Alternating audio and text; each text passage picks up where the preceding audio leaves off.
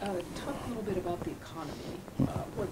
I mean, it just seems like this is a critical year for a gubernatorial election because the pipeline is, running slow or whatever, slower, I guess. And I know you've talked about oil taxes and whatnot, but what's your sort of plan to get the economy on a really solid footing? Well, I think job one is to fill the pipeline. I think it is to increase oil production. And to do that, I think we need to make our tax regime more competitive. I've already proposed a two-part plan to do that. One is to cap progressivity, and secondly, I've proposed tax credits for technically challenged fields such as heavy oil. The gas line as well is another significant initiative. We have got to get and will get a gas line. When I see us in this place where for the first time in Alaska's history, companies have bid gas, have nominated gas into a gas pipeline. Companies are negotiating now the precedent agreements. They're following a path that has produced pipelines all across this nation.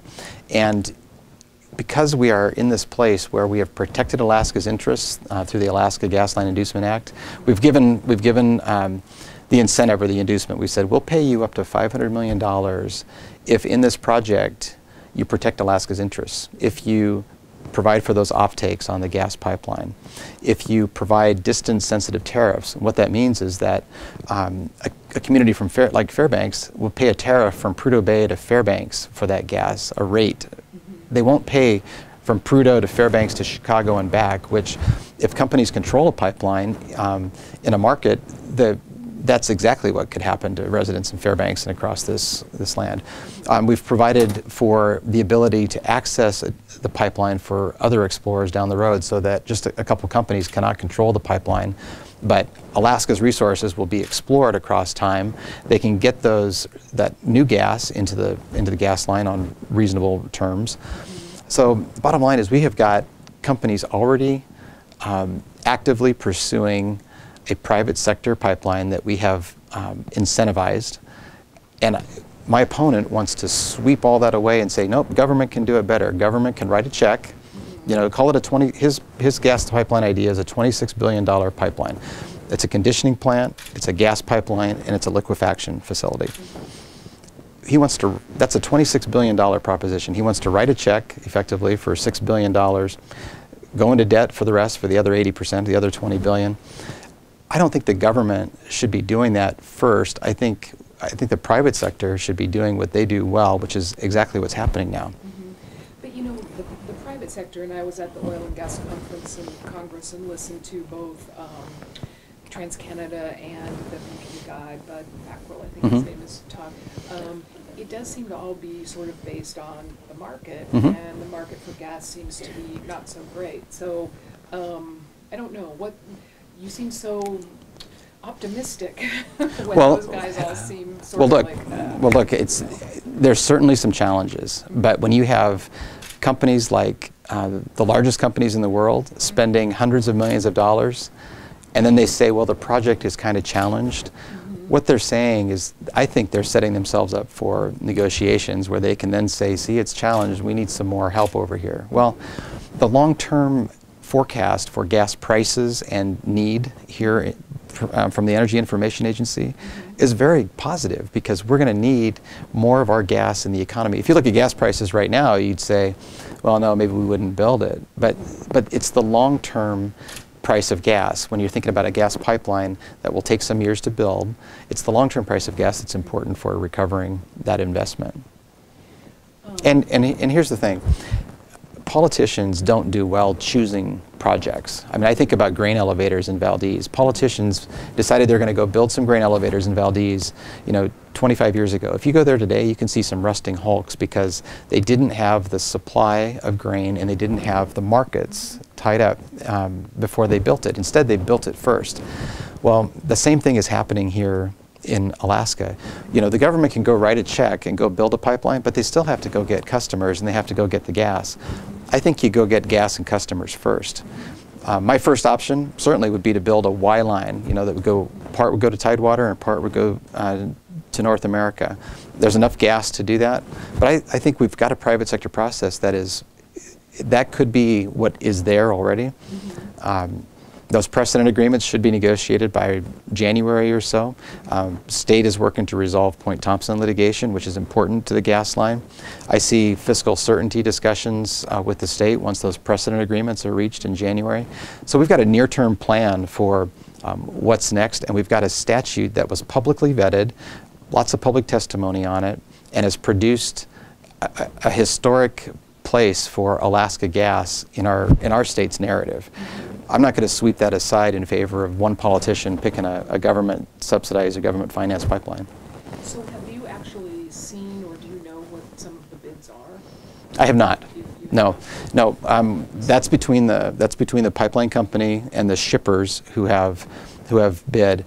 The Federal Energy Regulatory Commission regulates that open season process. They have a set of regulations that manage that process, and that is between the shippers and the pipeline company. So you don't know if the conditions will be insurmountable? No, but that's... They're not not negotiating state terms right now. They're negotiating the commercial terms between the shippers and the pipeline. This is what's done all over the U.S. when it comes to open seasons. They bid in their gas and they say, I'm going to put in 1 billion cubic feet of my gas every day, but I'm only going to do it upon these commercial terms, A, B, C, D. Then they go negotiate those commercial terms with a pipeline company. That's what's happening. And then by about January, from the timelines that have been set up under AGIA, we'll know, whether they've reached terms on those contingencies, and then they will turn to the state and say, either we have a project or we don't. If they have a project, we move forward with fiscal certainty discussions and in the legislature. But that seems to be what people think the hang-up will be, is that the fiscal certainty will never really come about to the satisfaction of the shippers because they'll want too much. They'll want... It's done all over the world. Alaska can do this. Alaska has gas that the world needs. And I am committed to getting Alaska's gas to market and doing it in Alaska's interests. Back on the oil taxes for a second. Again, the sort of naysayers on that issue say that even capping progressivity doesn't really provide fiscal certainty. It just gives, it's just being done at the whim of the legislature, and that what would be better would be if there would be a way to sort of cement these terms so that you or the legislature can come back and change them year after year. Well, let's not don't mix terms. So fiscal certainty is typically related to the oil tax discussion because they want, a long period of time where taxes won't change. It's important on the oil side to have fiscal stability. It's important that taxes not change, but there's no request and no proposal to say, here's the oil tax regime, and lock it in for 50 or 60 years. I can tell you, though, that if a change is made, we do need to maintain that stability. And last year I proposed infill drilling credits, which we couldn't get through the Democratic legislature, even though they would have provided jobs, Democratic Senate, even though they would have provided jobs for Alaskans this summer. I'm still committed to those kinds of credits. That's the second part of our plan for credits to get those technically challenged fields moving. And let me talk about my opponent's position on oil taxes, because Ethan Berkowitz originally proposed a plan where he said we should go renegotiate royalty rates. In other words, get rid of the tax, add that percentage on top of the royalty rates that are already in the leases. I think that's a job-killing proposal. That's a proposal where field by field, company by company, the state would hire this army of lawyers to go negotiate each and every lease over again. Well, the state went through over a decade of litigation on royalty terms back in the 80s and 90s when we first set those royalty rates. People need to understand the royalty is the sovereign's share. It's because the oil's ours, it's the owners, and then it's the owner's share, and then the tax is as a sovereign, it's being taxed. Even if Ethan Berkowitz's plan went through and said, let's get rid of this tax, let's negotiate field by field, and even if that could work, the legislature could still come back and impose a tax. The constitutional power of taxation would still be there. He set up a system that will kill jobs and will never pass, and then he shifted. He didn't fully think through that proposal, and now he says, well, we're only going to negotiate new leases, royalties on new leases. Well, I think a governor needs to think through their proposals in depth and stick to them, I still think that a system where you renegotiate royalties is not nearly so good as one where you cap progressivity. In other words, everybody knows and they've been working to interpret the current tax code the way it is. Everybody has the procedures set up for reporting and allocation of costs in this new system. But we can still make Alaska more competitive by capping that progressivity and by giving tax credits for technically challenged fields.